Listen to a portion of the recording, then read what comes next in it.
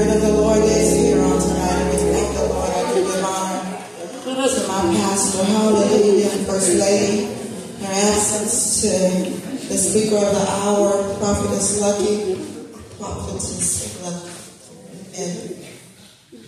Prophet Lucky, sorry.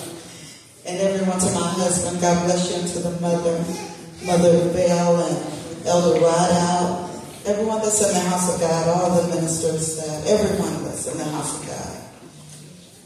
Ooh. Thank you, Jesus. Thank you, Jesus. Thank you, Jesus. Thank you, Jesus. Hallelujah.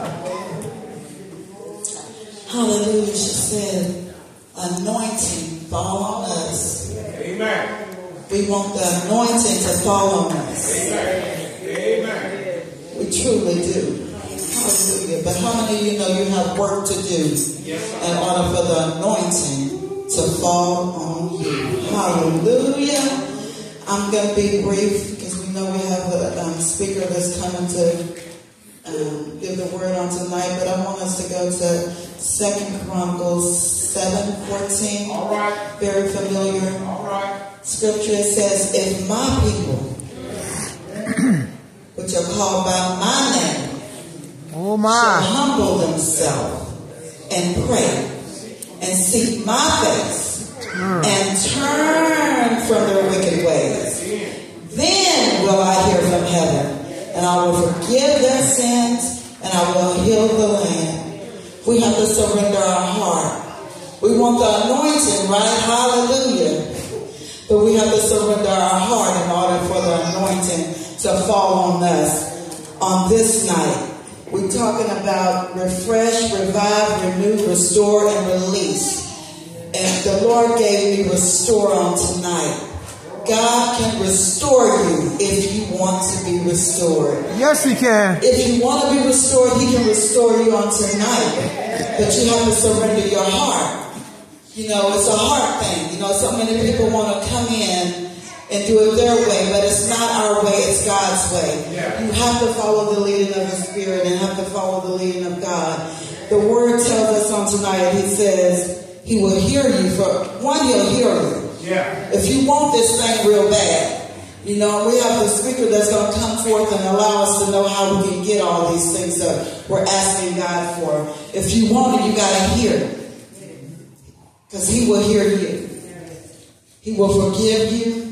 And then He will heal you. Those are promises that He's given us on tonight.